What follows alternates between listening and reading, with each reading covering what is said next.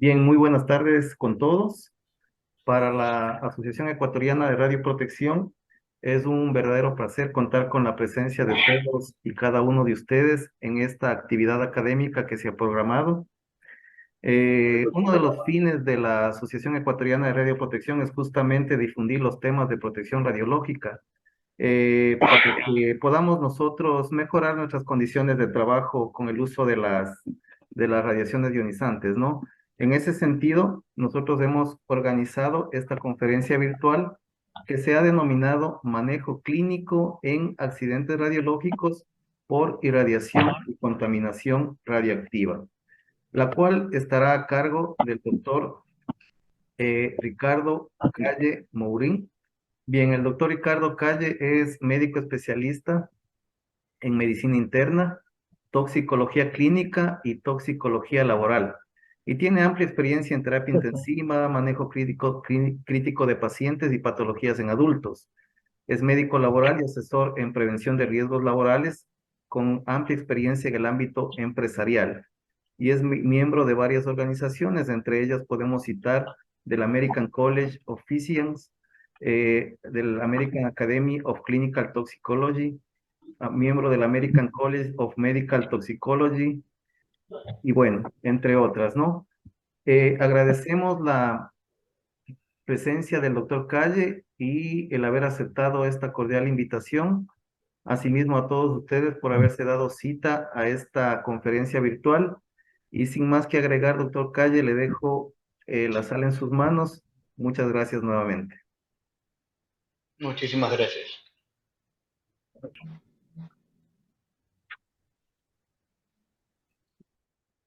Rogamos a los participantes, por favor, mantener los micrófonos en silencio, ¿sí? Ya, ¿sí pueden ver las diapositivas? Sí. Ok. Bueno, buenas tardes, soy el doctor Ricardo Calle. Y bueno, el día de hoy les voy a hablar sobre lo que es el manejo clínico en accidentes radiológicos por irradiación y también por contaminación radiactiva. Este es un tema bueno, que realmente todos ustedes lo manejan bastante bien, o sea, en todas las partes de todas las nociones. Yo veo las partes más que todo en las emergencias toxicológicas y en el manejo clínico. Ahora, bueno, recordando ciertos conceptos básicos, bueno, la parte de lo que es partículas alfa, partículas beta, hay que recordar que el problema principal es la contaminación, hay que tener en cuenta el blindaje adecuado en partículas alfa, una sola hoja de papel, precauciones universales de protección personal, en lo que es partículas beta, el blindaje adecuado es un papel de aluminio, plástico grueso, hay que tener en cuenta la penetración que hay en las partículas alfa, que es de menos de 8 centímetros en el aire, beta es menos de 4 metros en el aire. En lo que es rayos X, el problema principal es irradiación y en rayos gamma el problema principal es irradiación. El blindaje adecuado en rayos X es plomo concreto, en rayos gamma es concreto y uranio empobrecido. Es importante tener en cuenta esto aquí, el problema principal, irradiación y contaminación. También las unidades que se determinan, lo que es Gray, para ver lo que es la cantidad de acumulación de radiación en el cuerpo. Siempre las dosis determinan el efecto, de superdosis límite, que es un Gray, que es más de 100 rad. La dosis más alta produce más efecto, la dosis más baja produce menos efecto, la dosis por debajo del límite no produce ningún efecto. Principalmente, clínicamente, lo que me interesa es el síndrome de irradiación aguda y la lesión cutánea por irradiación, que son las dos formas clínicas que yo voy a ver el daño por radiación, sea por contaminación o por irradiación.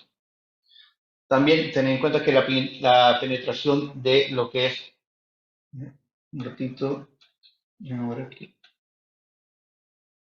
la penetración de las partículas alfa y beta es limitada, la contaminación es el principal problema con partículas alfa y beta en la parte de la suciedad radiactiva. Los equipos de protección personal es esencial para evitar la transferencia de material radioactivo a otros.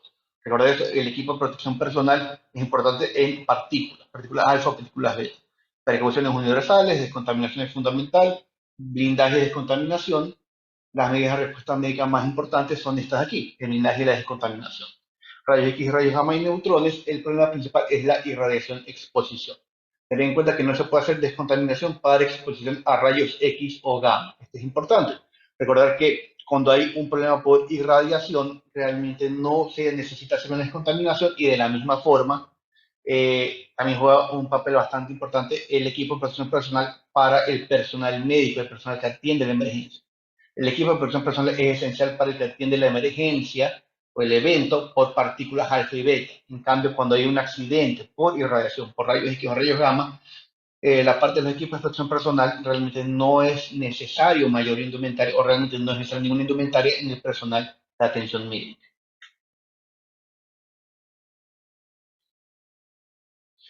De nuevo, recordar exposición a radiación, rayos, equipo de protección personal no requerido, contaminación en partículas, equipo de protección personal requerido para atención de emergencia. Esto se puede ver en lo que es en la imagen, tipo de accidente, irradiación externa, exposición de todo el cuerpo, exposición localizada. Esas son las dos posibilidades de lesión por irradiación. Las posibles ubicaciones o las posibles fuentes pueden ser instalación nuclear, instalación médica, que puede ser radioterapia, radiodiagnóstico, instalación industrial, con radiografía industrial, gamografía industrial, o fuentes huérfanas, que puede ser, por ejemplo, lo que es cualquier elemento de, por ejemplo, una bomba sucia, que cualquier elemento explosivo que tenga una fuente radioactiva. Y también la contaminación puede ser externa o interna. Externa, es importante tener en cuenta que la contaminación externa es la que se queda afuera, interna es cuando es inhalada o ingerida. La inhalación, la contaminación interna es mucho más peligrosa que la contaminación externa. Y se tiene en cuenta que en este caso son partículas principalmente, y sí, en este caso hay un peligro que la persona que tenga una contaminación externa, no tanto interna, sino externa, va a causar daños a las personas que están cerca.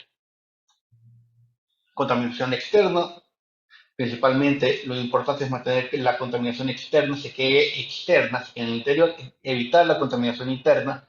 La contaminación no debe regresar al tratamiento para salvar vidas. Quitarse la ropa puede eliminar entre un 80 y un 90% de la contaminación externa, según la ropa que se use. El objetivo número uno es evitar que la contaminación externa se vuelva interna. Es de nuevo importante hacer un énfasis en esto de aquí. Y no hay que retrasar la estabilización del paciente por la descontaminación. La descontaminación de un paciente moribundo no proporciona una atención óptima.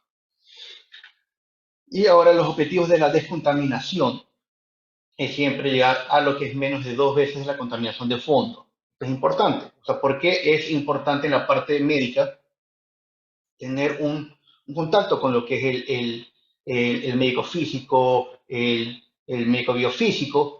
Es porque él va a tener los elementos y los equipos para poder tener, bueno, saber cuánto es la radiación de fondo. Y en base a esto también va a ser el nivel de descontaminación que se va a realizar, porque también los niveles de descontaminación y las cantidades que voy a repetir una descontaminación es en base a esto, a la contaminación de fondo. Y se tiene que hacer una medición.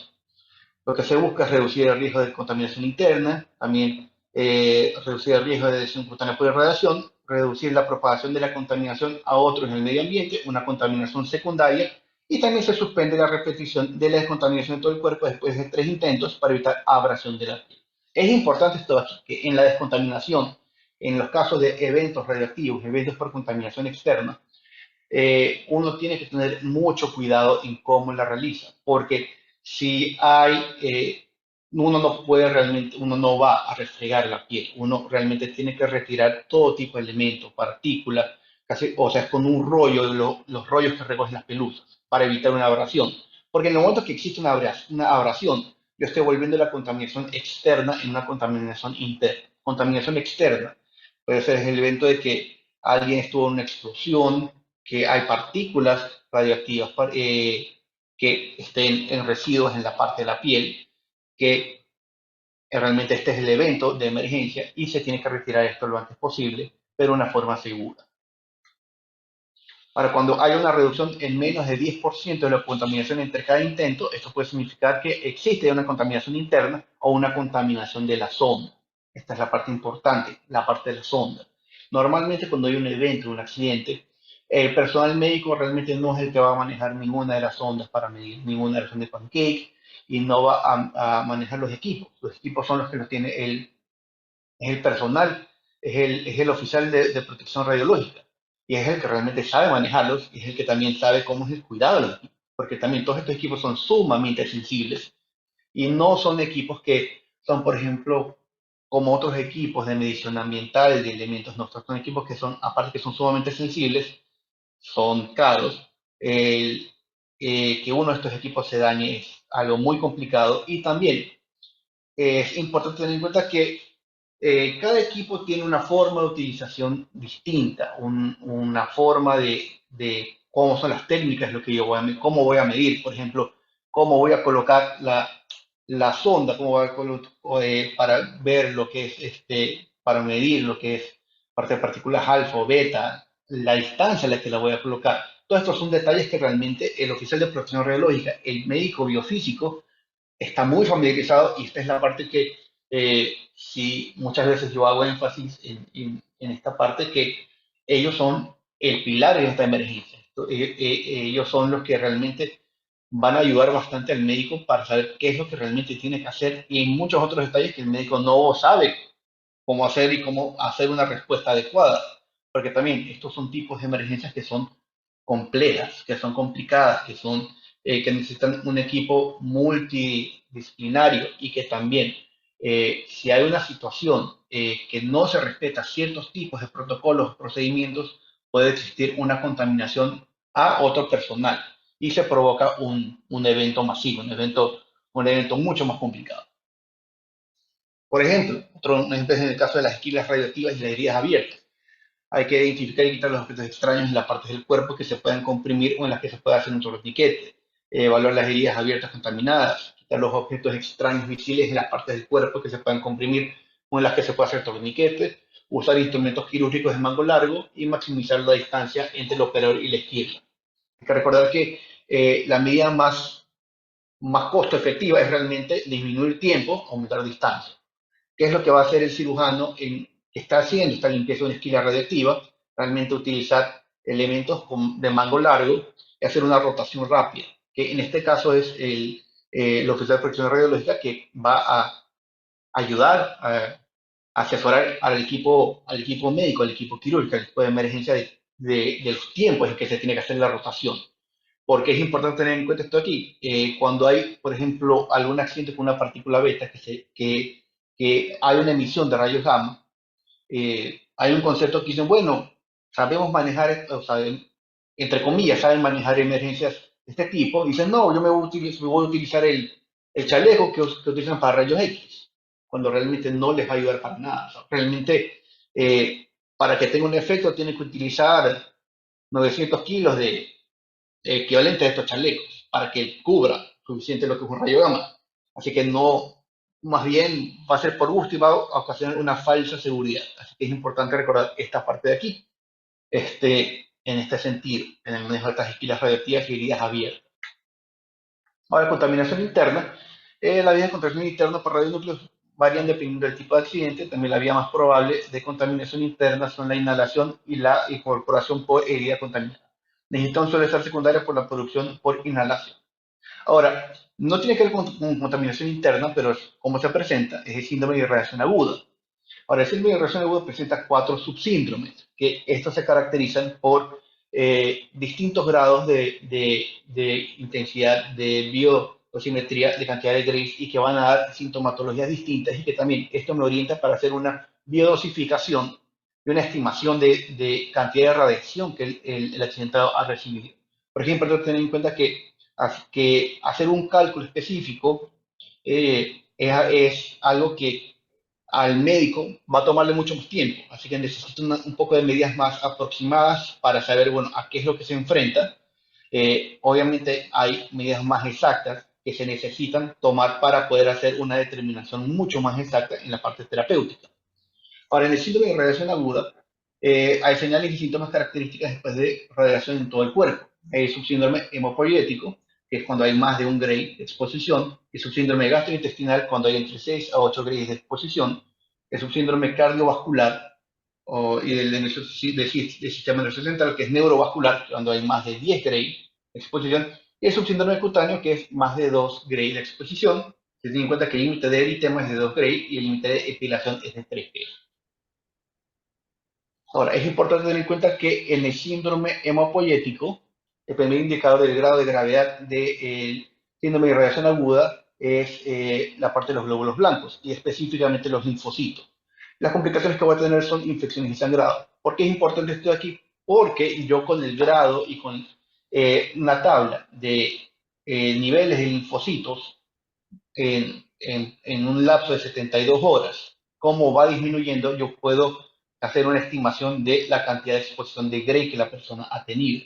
Se puede ver en esta imagen cómo en el lapso de días va disminuyendo la parte de linfocitos y según la diferencia de exposición de 1 Gray a 3 Gray, que hay una diferencia bastante notoria. Y el que realmente tiene la variación más temprana es el linfocito.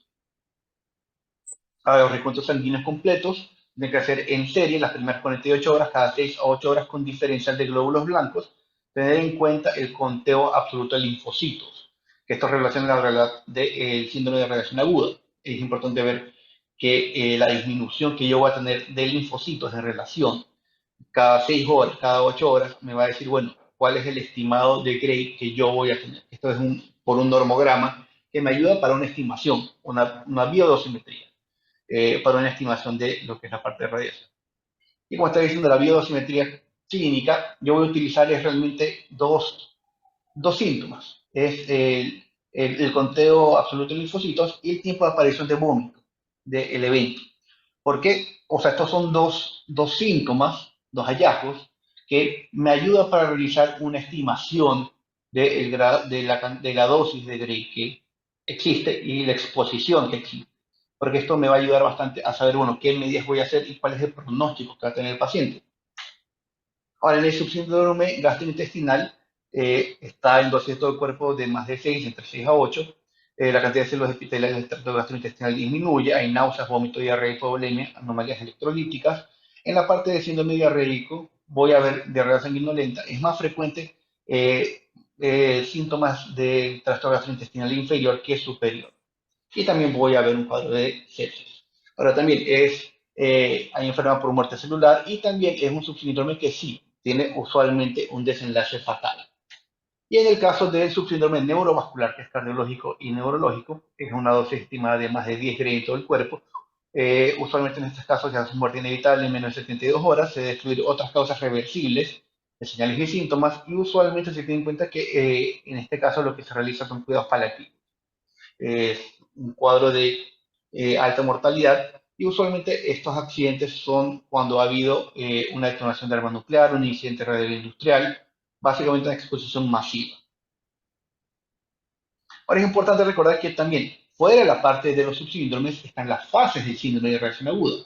Porque es importante esto aquí porque esto también me dice, bueno, es ayudar a una estimación del pronóstico. Las fases del síndrome de radiación aguda es la fase prodrómica, la fase de latencia, la fase de manifestación de la enfermedad y la fase final que es recuperación o muerte.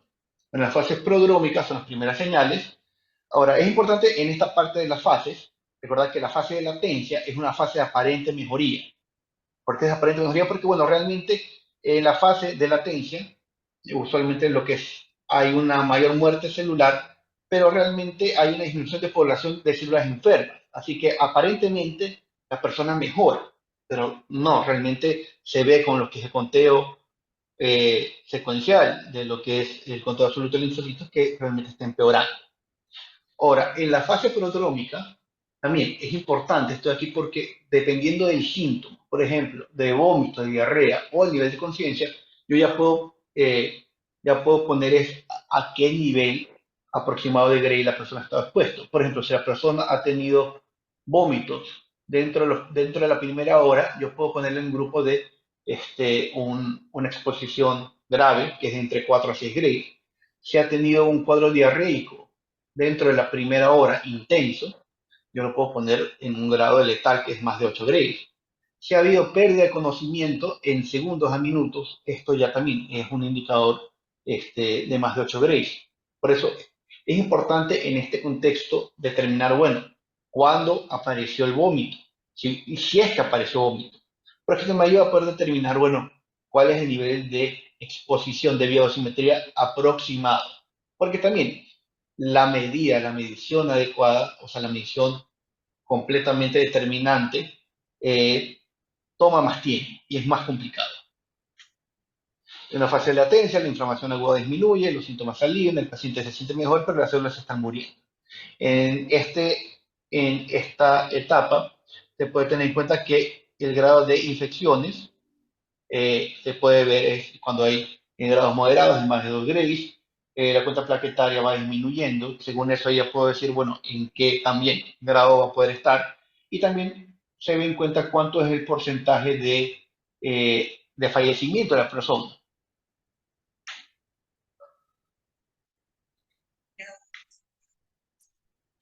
Ahora, es importante tener en cuenta que otro subsíndrome, right, bueno, es la parte del síndrome de radiación cutánea y la lesión cutánea por irradiación. Usualmente esta es una terminología mixta. Ten en cuenta, es porque a veces es usada de forma intercambiable. Se tiene en cuenta que la piel es el órgano más extenso del cuerpo, pero yo cuando voy a hablar de un síndrome de radiación cutánea o un subsíndrome cutáneo es cuando hay síntomas sistémicos. Y cuando no hay síntomas sistémicos es una lesión cutánea por irradiación.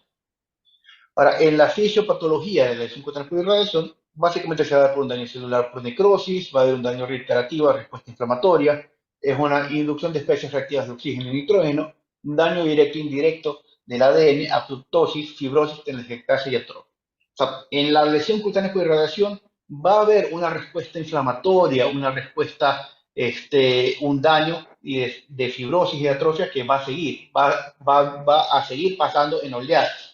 Eso se puede ver bueno, según lo que es la aproximación también de Grace, por la lesión cutánea que yo pueda tener, esto también puede ser una dosis aproximada, una cantidad aproximada de Grace, si hay epilación, si hay eritema, si hay una descamación seca, descamación húmeda, que hay la presencia de ampollas, en cuánto tiempo aparecieron las ampollas, esto me ayuda para decir, bueno, un estimado de lo que es la exposición de Gray, y también la aparición de necrosis. Ahora, ¿por qué es importante todo esto de aquí? Porque, por ejemplo, en las imágenes, estas son imágenes del accidente de Yanambo. Este es un accidente que fue bastante popular. Bueno, realmente fue un accidente muy importante que ocurrió en Yanambo, en Perú, y que realmente es lo que llevó también en toda la parte de Sudamérica, a causar más y a concientizar un poco más en las emergencias por tipo de irradiación. Para no ahondar en este accidente, estos son tipos de progresión de la lesión que ocurrió en el trabajador que tuvo una fuente de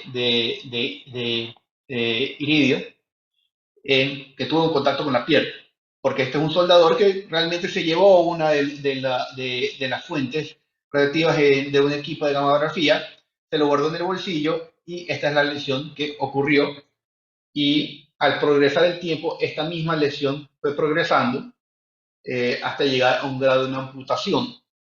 Pero había una disyuntiva en qué tipo de manejo se iba a hacer, un debridamiento, una amputación temprana, una amputación más amplia, porque la lesión continuaba y continuó hasta llegar a tomar parte de vejiga, daños de ureteres, realizar una amputación completa de parte de cadera. Ahora, en el enfoque terapéutico, es importante tener en cuenta que yo tengo que tener un enfoque terapéutico que vaya enfocado realmente sintomáticamente al síndrome de radiación agudo y también otro enfoque que es al radionúclido. Ahora, el enfoque terapéutico se basa en reanimación con líquidos, antieméticos, que son antagonistas de 5-HT, ondansetron, entorno limpio, un aislamiento inverso, precauciones neutropénicas, mantenimiento de flora normal, nutrición enteral, tratamiento de infecciones de fiebre neutropénica y también la prevención de no usar vacunas con organismos vivos. En el enfoque terapéutico, una forma sencilla de tener cómo se va a hacer el cuidado del paciente, básicamente es el mismo cuidado del paciente oncológico. Aislamiento inverso, cuidado de la flora bacteriana normal, cuidado de prevención de la fiebre neutropénica, todas estas son las medidas que se realiza, la parte de antibioticoterapia oportuna, se tiene que tener en cuenta lo que es las infecciones oportunistas que pueden existir. Todo esto son la parte de los cuidados y los enfoques generales que se va a realizar. Tiene que tener en cuenta que también según la fase del síndrome de radiación aguda, es también qué tipo de cuidados yo voy a tener y cuándo voy a utilizar los factores estimulantes de colonia. Ten en cuenta que los factores estimulantes de colonia se utilizan realmente para prevenir y para tratar la fiebre neutropénica, pero yo lo utilizo realmente desde los 2 grays en adelante. Ahora, hay otros tipos de tratamientos, por ejemplo, lo que es la parte de trasplante de médula, trasplante de células madre, que realmente se tiene en cuenta que para aplicarlo sí tiene que haber una exposición menor a 9 Gray, porque realmente cuando hay una exposición mayor a 8 Gray, se tiene más en cuenta cuidados paliativos, porque tiene una alta mortalidad. Pero se tiene que tener y reevaluar adecuadamente también en caso de que se sobreestime la biodosimetría. Por eso es importante tener en cuenta de la forma global cómo está el paciente y también la progresión de toda la parte sintomatológica, por ejemplo, y también toda la parte de laboratorio, más que todo en la parte de ver los biomarcadores más sensibles. En este caso es los niveles de linfocitos, cómo van disminuyendo. Ahora, en medidas de respuesta, medidas médicas de respuesta, a las medidas generales están enfocadas a lo que es síndrome de radiación agudo, principalmente es el factor estimulante de colonias de granulocitos. Cuando se indica lo antes posible, después de la sospecha o la confirmación de una exposición a dosis de radiación ionizante mayor a 2 Gray, para que se mande realmente el factor estimulante de colonias para fiebre neutropénica. Cuando recuento absoluto de neutrófilos menor a 500 milímetros cúbicos, cuando hay una temperatura mantenida, o sea, una temperatura mayor a 38.3 grados centígrados o más de 38 grados por más de una hora. ¿Cuáles se utilizan? El filgrastim, TEC, filgrastim, SAR, gramostim. Las dosis de filgrastim es de 10 microgramos por kilogramo subcutáneo cada día. TEC filgrastim es de 2 dosis de 6 miligramos de una semana por medio. Y sargramostim es 7 microgramos por kilogramo subcutáneo cada día. Ahora, ¿hasta cuándo voy a utilizar los factores estimulantes de colonia? Es realmente hasta que la cuenta absoluta de neutrófilos esté en más de 1000 milímetros cúbicos en 3 conteos consecutivos o cuando ya llega a más de 10.000, o sea que es después de nadie. O sea, eso es cuando ya llega a un punto de más de 10.000, ahí ya lo voy a suspender. Hasta que yo vuelva a ver una situación de fiebre neutropénica, pero realmente ese es el esquema del uso de los factores estimulantes de color. La parte del oxígeno hiperbárico ayuda para la parte de oxigenación tisular, la neovascularización, aumenta el factor de crecimiento vascular endotelial, aumenta la síntesis de colágeno y factor de crecimiento de fibroblastos. Más que todo ayuda hasta cierto punto en los casos de lesión cutánea por irradiación. Más que todo es para lesiones cutáneas por irradiación en lo que son lesiones en cabeza-cuello o lesiones ginecológicas que puedan ocurrir. Y también es importante recordar también tratamiento quirúrgico oportuno y también tratamiento de lesiones cutáneas. En la parte de los ungüentos de ácido linoleico para el tratamiento de la cerosis y crema de treonina del 0.005% e incluso retinoides orales para la queratosis. Es importante tener en cuenta todas estas alteraciones que va a haber en la parte de la piel. El tratamiento de la fibrosis por radiación se emplea también otros agentes como la de superóxido dismutasa, pentosifilina, inhibidores de proteinasas, para realmente mejorar la parte y disminuir la parte de la fibrosis. Ahora, el tratamiento quirúrgico es importante tener en cuenta que se va a realizar lo antes posible y con resecciones amplias y buenos márgenes quirúrgicos. Ahora, una pregunta que me dicen, bueno, el paciente que ha tenido un accidente por radiación y un accidente traumático, ¿cuándo lo puedo operar? Realmente se tiene que tener en cuenta que se lo tiene que operar dentro de las 48 horas del accidente, porque si es que disminuye mucho más la parte de los conteos de linfocitos, va a disminuir linfocitos, plaquetas, y hay un mayor riesgo quirúrgico. Así que la operación tiene que ser dentro de las 48 horas máximo de la exposición para garantizar, para disminuir lo que son el riesgo quirúrgico. Ahora, en la parte de medidas de respuestas médicas, hay también las medidas de respuestas médicas específicas que van orientadas a los radionúcleos. O sea, básicamente esto va enfocado a lo que es la descontaminación interna, que tiene como objetivo la eliminación o reducción de las sustancias radioactivas del interior del organismo para reducir las dosis absorbidas de radiación, reducir el nivel de absorción por el tracto gastrointestinal, bloqueo de acumulación en órgano diana, dilución isotópica y alterar químicamente. Para ello habrá que conocer el comportamiento metabólico del compuesto dentro del organismo. Es importante tener en cuenta que en la parte, cuando tú quieras hacer una respuesta específica para el radionúcleo, primero tengo que saber cuál es el radionúcleo que ha estado, este, que ha causado el accidente. Por eso es que usualmente, si es que yo no sé cuál es el accidente, yo voy a utilizar todas las otras medidas que son las medidas generales. porque las medidas específicas enfocadas en un radionúclido muchas veces pueden ser muy amplias. Yo voy a ir enfocado en, bueno, qué es lo que puede ser, cuál es el agente causal más probable. Pero muchas veces, si es que hay alguien que sepa cómo fue el accidente, cuál fue la fuente, se puede entender más fácilmente cuál es el radionúcleo. Porque sí, se puede hacer exámenes, porque también cuando el paciente ingresa por emergencia o al servicio médico por un caso de contaminación interna o contaminación externa o un accidente, se tiene que tomar muestras de heces, muestras de sangre para hacer una investigación de cuál es el posible radionúcleo. Pero hasta que llegue este resultado puede tardar tiempo, porque muchas veces estos exámenes no son fácilmente, no, muchas veces no están disponibles. Así que en la realidad es más fácil que la persona que está con el accidentado y que, por ejemplo, que haya ocurrido en un medio que tenga el conocimiento de cuál es el radionúcleo, que sepan, bueno, este es el radionúcleo que causó el accidente. Ya se tiene una identificación preliminar. Ahora, como yo voy a utilizar la parte de radionúcleo y en la parte del manejo toxicológico, es básicamente, se enfoca en, yo tengo que reducir o inhibir la absorción por tracto gastrointestinal. Voy a utilizar distintos métodos para hacer. Voy a bloquear lo que es la acumulación de norrenodiana, que básicamente voy a utilizar otros tipos de metodologías para hacerlo. Hay una dilución isotópica, por ejemplo, en el caso del tritio, que puede diluir realmente isotópicamente, y la otra es alteración química. Ahora, en estas tablas, bueno, se puede ver es tipo de sustancias y cómo es el modo de acción. Por ejemplo, en el caso de antiácidos, puede actuar sobre el bario, radio, sobre el estroncio, va a alterar la absorción. En este caso, este no es un antídoto. Esta es una forma, la forma toxicológica cómo yo voy a actuar. Hidróxido de aluminio también va a alterar la absorción y va a neutralizar hasta cierto punto mercurio, lo que es parte de potasio, polonio, y hasta cierto punto. Fosfato de aluminio también. Ahora, lo que yo veo en sustancias quelantes es la misma forma con el manejo de metales pesados. Pero ¿cuál es el problema real? Que los quelantes realmente en nuestro medio no están disponibles en situaciones normales. O sea, no están disponibles.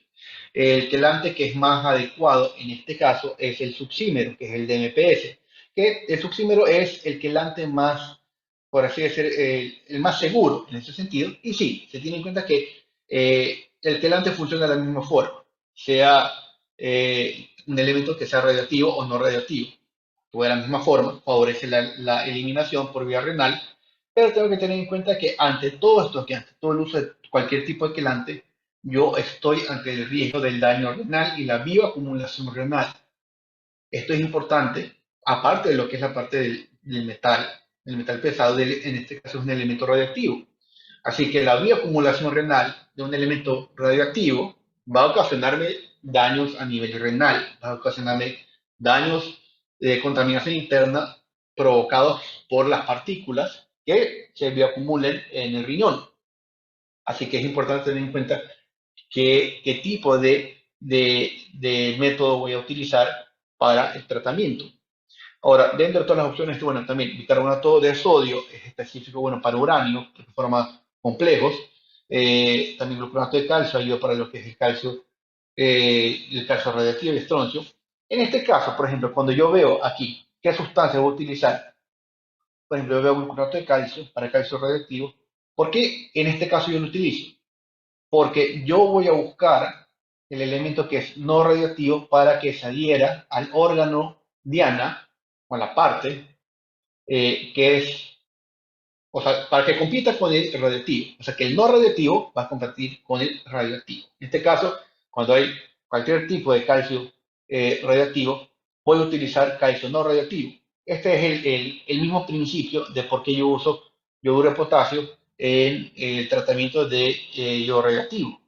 Que yo busco es eh, saturar el órgano diana, porque el órgano diana realmente cuando está en una exposición a cualquier elemento, el órgano diana no sabe si es radioactivo o no es radioactivo. Así que yo lo que necesito hacer es saturarlo para que no, para que toda la parte de todos los receptores ya se queden saturados por el elemento que no es radioactivo.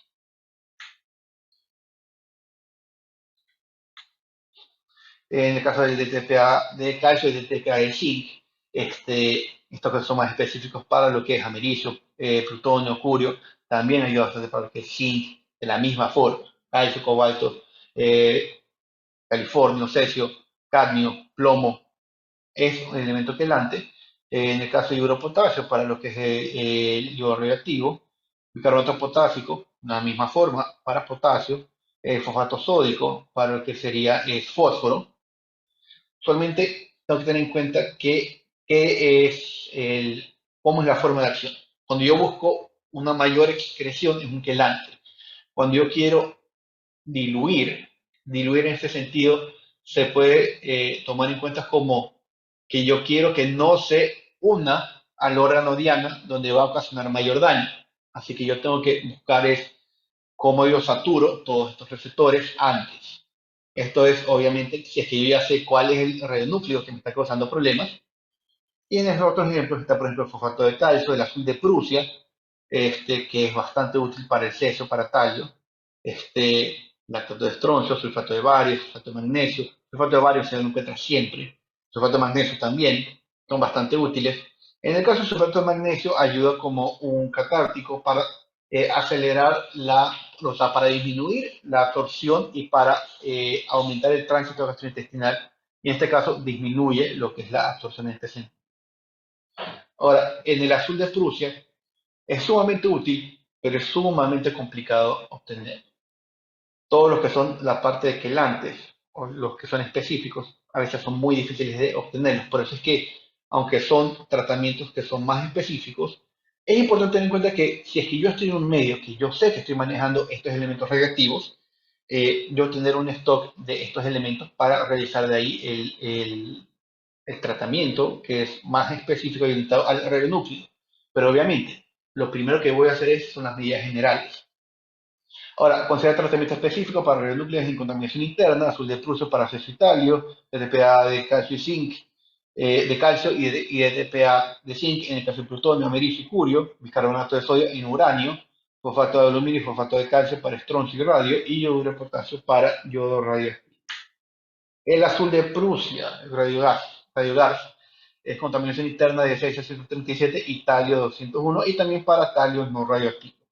Las contraindicaciones relativas es disminución de la motilidad intestinal, hilio, hubo una obstrucción de intestino delgado y intestino grueso, anomalías electrolíticas, puede provocar disritmias cardíacas y uso simultáneo de contrataciclinas u otros medicamentos ligados al azul de Prusia.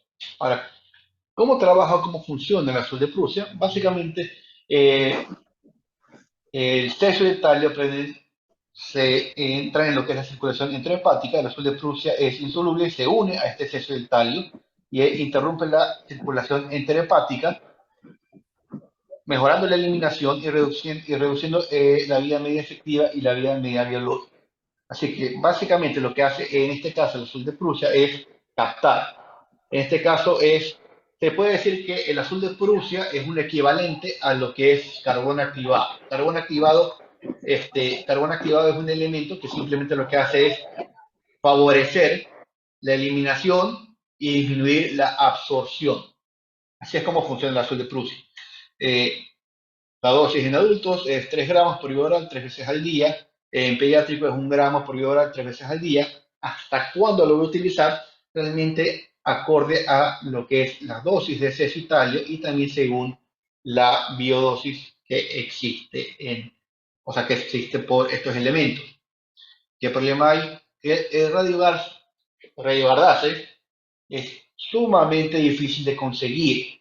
También el azul de Prusia que se utiliza en este caso no es el mismo azul de Prusia de tintura, no es ese mismo. Así que no se lo puede utilizar tampoco. El azul de Prusia que se utiliza en este caso es de tipo médico, porque uno va a encontrar azul de Prusia que es como pigmento, y sí, o sea, realmente se va a ver que las heces van a estar azules, pero realmente el otro azul de plus, el que es como pigmento, no funciona y no ayuda en este caso. Y sí, en ese caso puede provocar problemas mayores de obstrucción intestinal. Una contraindicación absoluta no hay en el azul de Prusia. Las relativas son más que todo a nivel digestivo, pero también lo que va a provocar es un poco más de estreñimiento y constipación, pero fuera de eso, realmente no es que va a haber nada fuera de lo normal. Y usualmente para disminuir estos efectos se puede dar lo que es el azul de Prusia con un catártico, se lo puede dar con algún laxante que ayuda a disminuir estos síntomas. Ahora, el DTPA cálcico y DTPA zinc. Básicamente está indicado para lo que es plutonio, medio y curio, cuando voy a utilizar DTPA de calcio y cuando voy a utilizar DTPA de zinc. Bueno, básicamente los dos funcionan de la misma forma. Eh, yo voy a tener en cuenta que si yo puedo elegir entre los dos, voy a utilizar el DTPA de zinc más que DTPA de calcio. Pero si tengo solo DTPA de calcio, voy a utilizar el DTPA de calcio. Se tiene en cuenta que dentro de las primeras 24 horas voy a utilizar DTPA de calcio, pasadas las 24 horas voy a utilizar DTPA de zinc, pero si es una paciente embarazada voy a utilizar preferentemente DTPA de zinc inicialmente. Ahora, ¿cuál es la diferencia? Bueno, realmente del TPA de zinc hay contraindicaciones relativas en el sentido de que causa más alteraciones a nivel electrolíticas, más alteraciones en niveles de zinc, de magnesio, de manganeso. Puede provocar más síntomas relacionados con el calcio, más síntomas de hipercalcemia, más cuadros relacionados con aumento de lo que es calcio, más posiblemente cuadros, o sea, no posiblemente, sí provoca cuadros que van orientados a una hipercalcemia con alteraciones cardiovasculares, cuadros de contracturas musculares. Y por eso es que el DTP cálcico sí es más complicado en este sentido, pero se tiene que tener en cuenta que la forma como yo voy a disminuir este problema es, bueno, teniendo una buena suplementación de zinc y de otros minerales y también teniendo en cuenta una vigilancia estrecha de los niveles de calcio que se tiene para disminuir estos efectos de hipercalcemia. Ahora, en el caso del yoduro de potasio, bueno, las indicaciones de riesgo de exposición a yodo radioactivo por inhalación e ingestión. El análisis de los riesgos y beneficios depende del riesgo de exposición, la dosis prevista, la tiroides y la edad. Y también las autoridades de salud pública locales hacen las recomendaciones finales sobre quién debe tomar yoduro de potasio y quién no, porque hay una mala concepción que el yoduro de potasio es un antídoto para todo tipo de contaminación interna, todo tipo de contaminación radioactiva, cuando realmente el yoduro de potasio solo sirve para potasio radioactivo, solo para el potasio, no va a trabajar para nada más. Este es un esquema de lo que es de dosis de yoduro de potasio, teniendo en cuenta cuál es la exposición prevista de la glándula tiroides de centigramos. Y también según la edad. Así que este es un esquema de cómo se utiliza y la dosis a utilizar.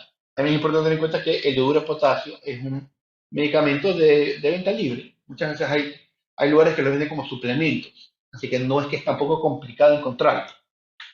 Pero también como algo que se tiene que tener en cuenta es que también como actúa es que satura la tiroides con yodo estable, no radioactivo, inhibe la absorción de yodo radioactivo en la tiroides y disminuye y previene la exposición de la tiroides a la radiación.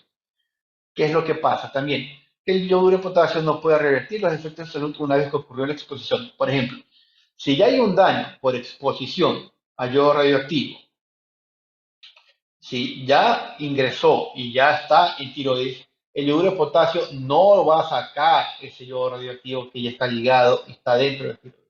No, o sea, lo que se da es para que la tiroides no capte este yodo radioactivo antes, o muchas veces para controlar cuál es la captación de yodo radioactivo. Por eso, cuando se utiliza yodo radioactivo con estos fines, es realmente para, o sea, cuando se utiliza yodo radioactivo, es realmente para saturar a la glándula tiroides con yodo radioactivo para hacer una ablación de tiroides en este sentido. Pero por eso es muy importante tener en cuenta que no se pase la cantidad y que también todo el daño que ocurrió ya una vez ya en la parte en la tiroides no va a ser revertido ya cuando se tome yoduro de potasio. Y tampoco el yoduro de potasio no puede proteger contra otros radionúcleos. Muchas gracias. Principalmente esto es la parte de lo que se ve en las emergencias médicas, en la parte de lo que es el manejo, una forma resumida de cómo es el manejo clínico en la parte de emergencias radiológicas. De nuevo, es importante tener en cuenta la importancia de los oficiales de protección radiológica dentro de todas las instalaciones de salud, en todos los hospitales, y que también muchas veces el problema es que mucho personal médico, muchos personales de emergencias no toman en cuenta todo el conocimiento que tiene el oficial de protección radiológica y todo lo que realmente sabe, todo lo que realmente puede, todo lo que realmente va a ayudarlos en estas situaciones y en estos tipos de emergencias. Bien, doctor, muchísimas gracias. Realmente muy interesante el tema que se ha planteado acerca del manejo clínico de pacientes que han sido sometidos a una irradiación o contaminación radiactiva. A través del chat, comunicar a los participantes que se ha socializado el enlace para que puedan registrar su asistencia. Así que por favor, eh, deben completar ese enlace para el registro de asistencia.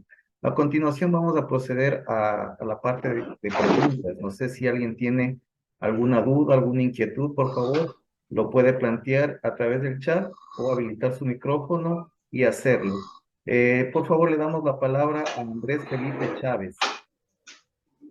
Y buenas noches, un favor, que se me cerró la sesión y se perdió el chat para la asistencia. Eso por un lado. Otra cosa, ya una pregunta. Yo actualmente soy oficial de protección radiológica para equipos de medicina nuclear, que es PET y gamma cámaras. Y digamos, en el servicio he visto comentarios de que no utilizaban elementos de protección ploma porque es mala radiación que uno recibe al utilizar. Entonces, me generó, digamos, esa duda por lo que él comentó de que a veces utilizar elementos plomados en este tipo de ambientes es como una falsa protección. Entonces, queríamos como verificar si también para este tipo de procedimientos que son más de diagnóstico, también se aplicaba este concepto de una falsa protección. Ya, digamos, son los radioisótopos que se utilizan son un poco más ligeros, que son tecnecio, flúor, pero entonces, si me podían colaborar con esa preguntita, se los agradecería. O sea, bueno, o sea, realmente ahí depende bastante de la parte de la radiación, o sea, la falsa protección, cuando estaba hablando es en el caso del personal que no tiene idea, o sea, por ejemplo, el médico de emergencia, el médico cirujano que no tiene idea de cómo es una protección radiológica y cómo funciona la protección radiológica. Ahora, si, obviamente, si hay una emisión de rayos gamma, el chaleco de plomo para rayos X no lo va a proteger. O sea, pero también todo depende de cuál es el tipo de radiación emitida. O sea, realmente depende de eso de ahí.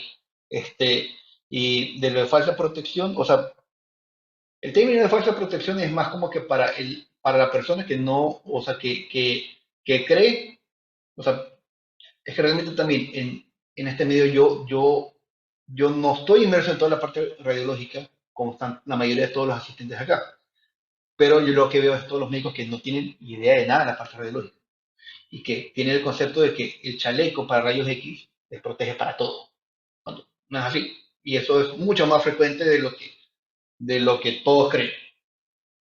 Tenemos una pregunta en el chat. Elliot Hurtado dice lo siguiente. Buenas noches, doctor. Una consulta. ¿Cuál podría ser el proceder para un trabajador que labora en radiofarmacia, fraccionando yodo 131 y recientemente ha recibido tratamiento para hipertiroidismo con yodo 131? ¿Podría seguir laborando en la radiofarmacia o qué complicaciones clínicas pudiera tener? Es la pregunta, doctor. Bueno, ahí entra bastante la parte del equipo de protección personal, porque también, si está laborando en lo que es radiofarmacia, si está trabajando en radiofarmacia, tiene que usar equipos de protección personal de la misma forma. Este, si he utilizado yodo radiactivo previamente, probablemente ya tienes una glándula tiroides atrófica, o sea que ya no funciona. Así que en este caso no, o sea, realmente el yodo radioactivo no va a ser absorbido por la glándula tiroides, si es que ese fue el caso. Pero en este caso es importante tener en cuenta que en la parte laboral y de la misma forma, prima es bastante el uso de los equipos de protección personal adecuado. Es la parte de la exposición. Recuerda que el problema no es tanto que uno trabaje con los elementos, sino que uno trabaje adecuadamente. Por ejemplo, es como que yo tengo un accidente de un técnico de imágenes que el técnico de imágenes no hace caso a la parte de la seguridad que está en la fuente emisora y la desarma y la toca. Ya, eso es un accidente que ya va a tener consecuencias bastante graves en la persona. O sea, es la parte de la seguridad en la parte de procedimiento. Pero que también se tiene que tener en cuenta que lo que debe primar y lo que es lo principal es el equipo de protección personal, los procedimientos que se deben de realizar y la parte de que son enfermedades previas. No es que hay una alteración de que porque utilizó yodo radioactivo previamente no puede estar en contacto con yodo radioactivo, porque el problema es que la persona tenga una exposición, o sea, una inhalación o una ingestión de yodo radioactivo. Más todo ese es el riesgo. No sé si con eso se contesta la pregunta. Sí, muchas gracias. La verdad fui yo el que hice la pregunta. Lo que pasa es que ese trabajador estaba laborando en el área de radiofarmacia. En radiofarmacia fraccionaba yodo 131. Sin embargo, recientemente se le ha dado una dosis para hipertiroidismo a esa trabajadora. Entonces, lo que queríamos saber era que si ese iba a tener algún efecto, porque al final del día, aunque se le dosise con hipertiroidismo, ella conserva su glándula tiroides, pero no sabemos el proceder, si después ella podría seguir laborando, digamos, fraccionando yodo 131, aún después de recibir ese tratamiento para hipertiroidismo. Bueno, se tiene en cuenta que el tiempo de vida del yodo radioactivo es 8 días. O sea, después de los 8 días ya no hay más yodo radioactivo. Así que ante cualquier duda son esos 8 días después de lo que es la dosis terapéutica del yodo radioactivo y ya después de eso ya no hay ningún problema. Muchas gracias. Bien, no sé si alguien más tiene alguna inquietud o alguna pregunta, por favor. Bien, parece que no. Bueno, hemos concluido con esta conferencia virtual. Agradecemos al doctor Calle por su valiosa participación y a todos y cada uno de ustedes por estar presentes en esta conferencia. Y bueno, nosotros posteriormente daremos a conocer el enlace en el cual subiremos el video, ¿no? Hemos grabado esta conferencia y lo subiremos a la página oficial de YouTube de la asociación, en la cual ustedes podrían visualizarla, volver a verla, de pronto algo que no esté claro. Y si en algún momento tienen alguna duda o alguna inquietud, no sé si doctor Calle, usted podría escribir en el chat su correo electrónico de tal forma de que alguien pueda comunicarse con usted por cualquier inquietud o alguna pregunta. Claro, igual ahorita estaba viendo están haciendo otras preguntas también justamente de lo que es de equipos que se pierden, que eso es bastante frecuente, eso pasa es día a día. Estos tipos de accidentes muchas veces son pasados por alto, muchas veces no son difundidos a la comunidad. Así es, doctor. Comparto una vez más con ustedes Hablamos. el link. Listo, ahí está el link de registro de participación. Hay algunas personas que están solicitando, por favor, ahí lo tienen. Pueden registrar su participación en la conferencia. El doctor Calle escribió su número telefónico, lo pueden agregar y hacer las consultas necesarias. Bien, agradecimientos a todos. Doctor, muchísimas gracias una vez más y esperamos volver a vernos en una próxima oportunidad. Gracias a todos. Saludos. Saludos, muchísimas gracias.